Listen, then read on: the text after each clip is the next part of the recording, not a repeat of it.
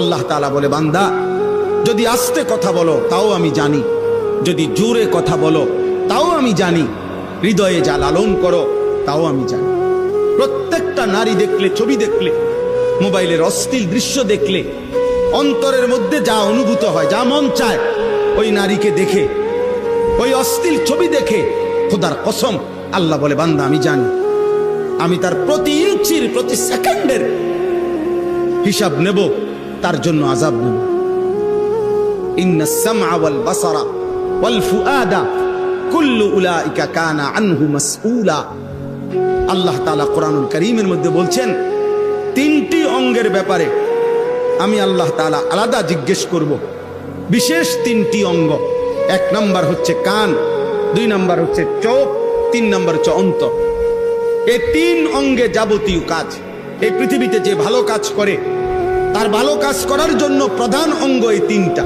কানে শোনে, চোখে দেখে, হৃদয়ে ভাবে। ঠিক গুনার জন্য এই তিনটা অঙ্গ বেশি ব্যবহার হয়। যে না একটা ছবি দেখে তো সে এখানকার আওয়াজগুলো কানে শুনে, চোখে দেখে, আর এই হারাম দৃশ্য নিয়ে অন্তরে কল্পনা করে। আবার যে আল্লাহর কথা এখন শুনতেছে তো সে কানে শুনতেছে, চোখে দেখতেছে এবং হৃদয়ে ভাবতেছে, যা হায় আসলেই তো আমি কি করছি। ন্যূনতম হইল ভাবনা হৃদয়ে তৈরি হয়। এই জন্য ভালো কিংবা মন্দ, গুনাহ কিংবা নেকি, প্রত্যেক কাজের ক্ষেত্রে আমাদের এই তিন অঙ্গ আলাদাভাবে, বিশেষভাবে ব্যবহৃত হয়। আর আল্লাহ বলে, কিয়ামতের দিন প্রত্যেক মানুষের এই তিনটি অঙ্গ আমি আলাদা জিজ্ঞেস করব। কান তুমি বলো কি শুনেছ, চোখ তুমি বলো কি দেখেছ, হৃদয় তুমি বলো কি ভেবেছ। হুয়াল লতীফুল খবীর। আল্লাহ তাআলা বলছে আমি লতীফ। লতীফ আল্লাহর একটা নাম। অর্থ কি? অর্থ হলো যেই কোনো কর্মের, যেই কোনো মন্দ কর্মই ধরেন, একটা গুনাহ করার পরে, একটা নারী দেখার পরে, একটা হারাম ছবি দেখার পরে, একটা অশ্লীল দৃশ্য দেখার পরে, একটা নিষিদ্ধ বস্তু দেখার পরে আমাদের সারা দেহের যত অঙ্গে সর্বশেষ যেই ফিলিংসটা হয়, অনুভূতিটা হয়, আল্লাহ তাআলা বলেন পৃথিবীর কোনো মেশিন ধরবে না, কিন্তু আমি আল্লাহ তা জানি।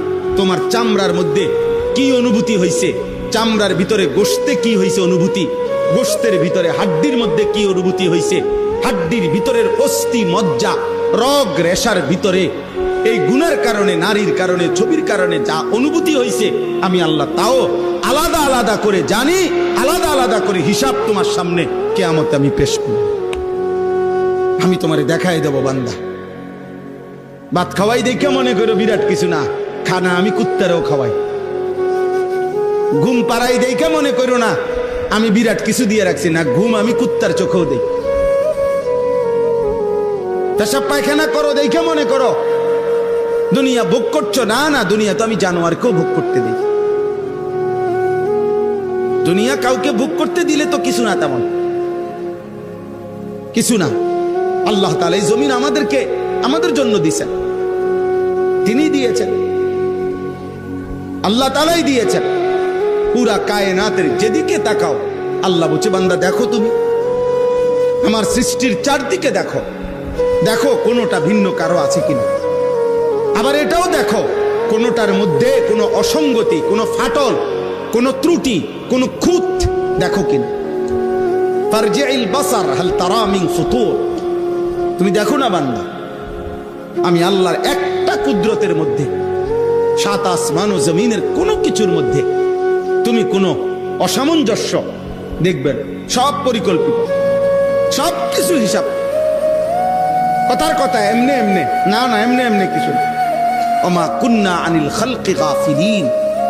আল্লাহ তাআলা বলেন, আমি আমার একটি সৃষ্টির ব্যাপারেও গাফিল নই, আমার একটা পাতা আমি জানি।